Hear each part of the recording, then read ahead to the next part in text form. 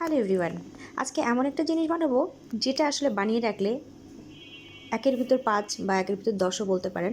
চিকেনটাকে যদি এভাবে চপ করে রাখা যায়, চিকেনের সাথে একটু আদা, রসুন, কাঁচামরিচ, গোলমরিচ, সয়া সস, লবণ, একটু মরিচের গুঁড়া, ধনিয়ার গুঁড়া দিয়ে এটাকে যদি খুব সুন্দর মতো চপ করে একটা বাটিতে ভরে রাখা যায়, তাহলে আমরা যে কোনো সময় স্কুলের টিফিন, বিকালের নাস্তায় যা ইচ্ছা বানাতে পারি। যেমন চিকেন বল, সসেজ, আবার আপনি যখন চুপি নুডলস রান্না করবেন তখন বল বল করে চুপি নুডলসের মধ্যে দিলেও এটা রেস্টুরেন্ট স্টাইলে স্বাদ হয়।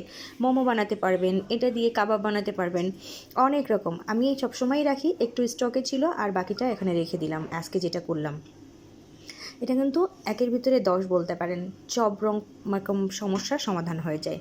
তো এটা ফ্রিজে আমি রেখে দিলাম আজকে। আর চিকেন রান্না করেছিলাম, কয়েক পিস চিকেন বেঁচে গেল, তাই একটু পাটাই রসুন আর কাঁচামরিচ পিষে তার মধ্যে সয়া সস, লবণ আর কর্নফ্লাওয়ার দিয়ে মেখে রেখে দিই।